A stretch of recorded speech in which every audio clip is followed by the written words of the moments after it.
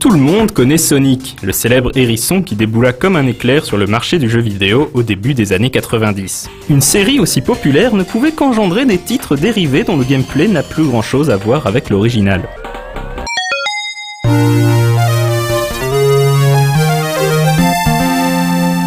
La popularité des stages ayant pour thème les casinos et les flippers dans les jeux Sonic encouragea Sega à développer un jeu basé intégralement sur ce concept. Sonic Spinball se veut une aventure de Sonic à part entière. Composé de 4 stages flippers de difficulté croissante, le but est de récupérer les émeraudes du chaos en déjouant les pièges laissés par ce bon vieux Dr Robotnik.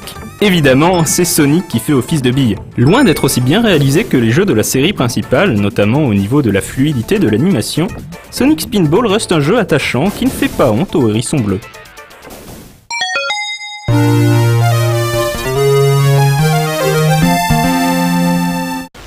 Dr Robotnik Mean Bean Machine n'est en fait qu'une version maquillée d'un titre qui faisait déjà des ravages au Japon, Puyo Puyo.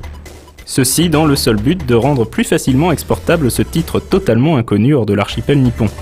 C'est pourquoi le jeu adopte le look et les personnages de la série animée alors diffusée aux États-Unis, The Adventures of Sonic the Hedgehog. Mais le gameplay reste identique, il est toujours question d'assembler de petites gelées colorées et de créer des enchaînements afin de provoquer des chutes de pierre dans le tableau de l'adversaire. Le public ne s'y trompera pas et le jeu recevra un très bon accueil en Occident.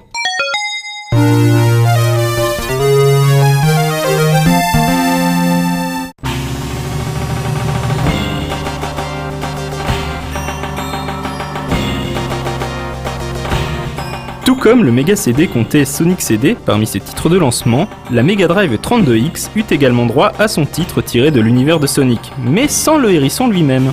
Les héros de l'aventure étaient cette fois-ci le rival du hérisson, Knuckles, et ses amis de la Team Chaotix, ceux-là même que l'on retrouvera plus tard dans Sonic Heroes.